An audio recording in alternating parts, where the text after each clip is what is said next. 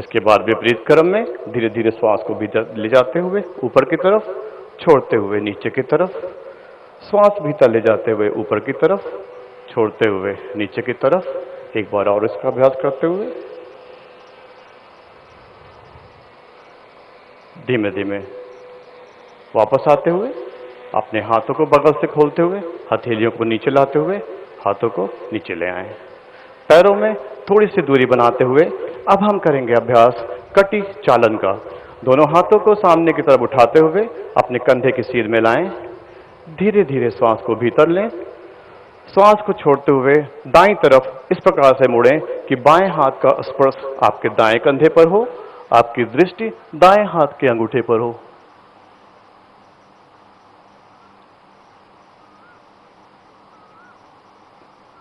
धीरे धीरे श्वास को भीतर लाते हुए वापस आते हुए अपनी प्रारंभिक अवस्था में आ जाएं। इस प्रक्रिया को बाईं तरफ से दोहराएं। दायां हाथ बाएं कंधे को स्पर्श करे और आपकी दृष्टि बाएं हाथ के अंगूठे पर हो।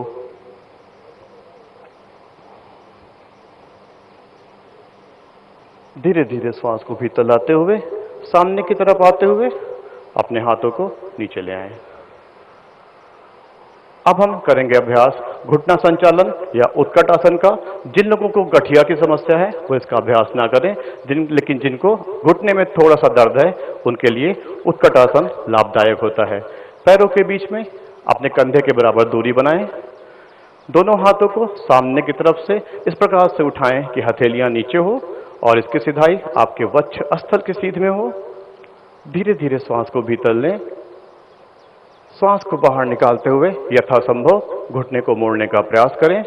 आपकी दृष्टि सामने की तरफ। कुछ क्षण इस अवस्था में बने रहें। धीरे धीरे श्वास को भीतर लाते हुए वापस आते हुए अपने हाथों को नीचे ले आएं। ये थी सूक्ष्म क्रियाएं। मंच पर विराजमान राज्यपाल श्री RN रवि जी, ऊर्जावान मुख्यमंत्री शुभेंदु अधिकारी जी, केंद्र में मेरे सहयोगी प्रताप राव जाधव जी, अन्य सभी महानुभाव, यहां कोलकाता में जुटे सभी प्रतिभागी, देश विदेश में योग से जुड़ रहे सभी साथी और मेरे प्यारे देशवासियों, 21 जून का ये दिन पृथ्वी के कुछ भूभाग पर साल में सबसे लंबी अवधि का दिन होता है और अंतर्राष्ट्रीय योग दिवस के कारण 21 जून का ये दिन विश्व के सबसे बड़े सामूहिक उत्सव का दिन भी बन गया है। विश्व के अलग अलग हिस्सों से योग की एक से एक अद्भुत तस्वीरें आ रही हैं। भारत में हिमालय से लेकर हिंद महासागर तक,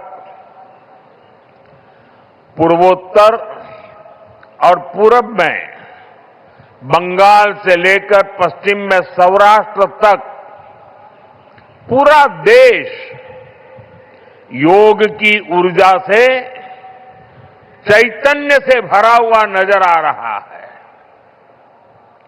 पूरा देश, पूरा विश्व एक दूसरे से जुड़ा हुआ नजर आ रहा है और यही तो योग की ताकत है। योग सबको जोड़ता है, योग सबको साथ लाता है। मैं इस अवसर पर पूरे विश्व को, संपूर्ण मानव समुदाय को अंतर्राष्ट्रीय योग दिवस की बहुत बहुत शुभकामनाएं देता हूं। साथियों, आज योग दिवस पर मैं खास करके पूरे बंगाल में, कोलकाता में यहां बने स्वच्छता के योग के लिए भी कोलकाता वासियों की सराहना करूंगा। ये अद्भुत पहल है, स्वच्छता से स्वागत। स्वच्छता से स्वागत पहल के लिए जिस तरह यहां लगातार श्रम किया गया है, नागरिक कर्तव्य निभाया गया है, वो सभी देशवासियों के लिए आज एक बहुत बड़ी प्रेरणा बन गया है। साथियों, योग दिवस के अवसर पर आज बंगाल में होना बहुत ही विशेष है। बंगाल की ये पवित्र भूमि, जहां भगवान रामकृष्ण परमहंस जैसे सिद्ध संतों ने अवतार लिया, जहां से निकलकर स्वामी विवेकानंद ने पूरे विश्व को योग से परिचय कराया, जहां महर्षि अरविंद जैसे महान योगी ने जन्म लिया, लाहिड़ी महाशय जैसे महान योगियों ने जहां योग परंपरा को नई ऊंचाइयों तक पहुंचाया, आज उसी धरती पर सामूहिक योग का अनुभव एक अलग आध्यात्मिक अनुभूति दे रहा है। इसी बंगाल की धरती पर जन्मे गुरुदेव रविन्द्रनाथ ठाकुर का मानना था कि मनुष्य की पहचान अलग अलग रहने में नहीं, बल्कि अपने आसपास की दुनिया से जुड़ने में है। यही जुड़ाव योग का मूल भाव है। महर्षि अरविंद भी कहते थे, हमारा पूरा जीवन योग है, चाहे हमें इसका बोध हो या न हो। योग जब स्वभाव में आता है तो वो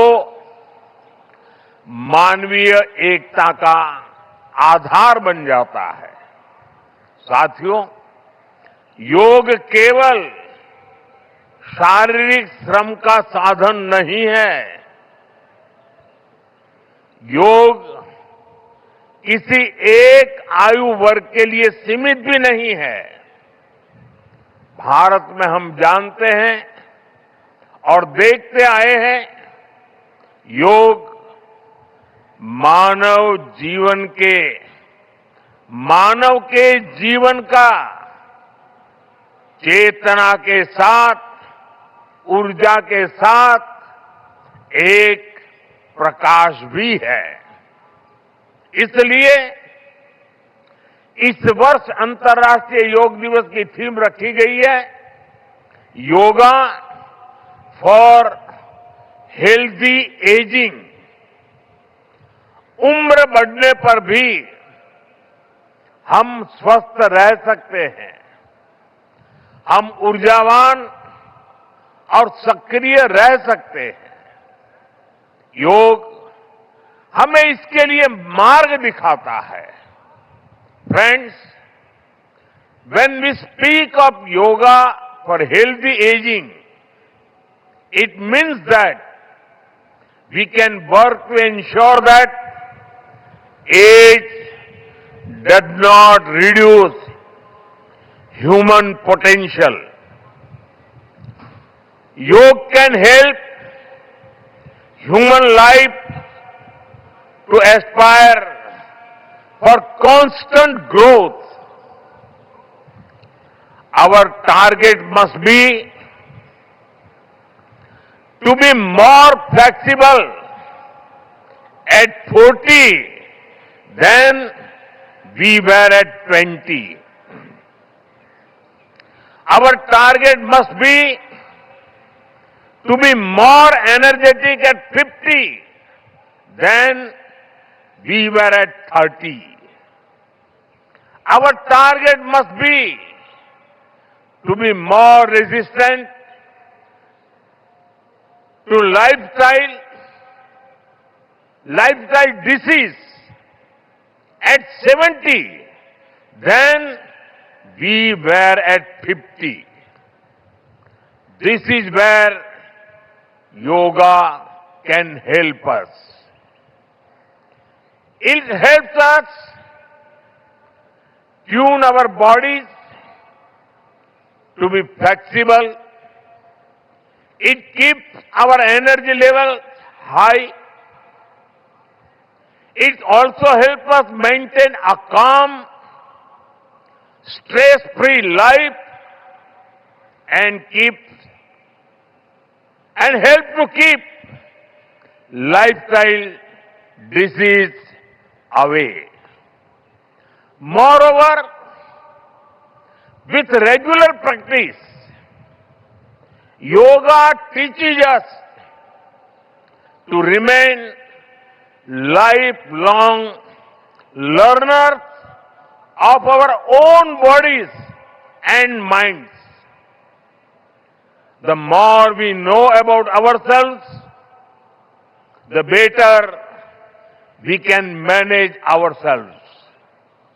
That is why yoga for healthy aging,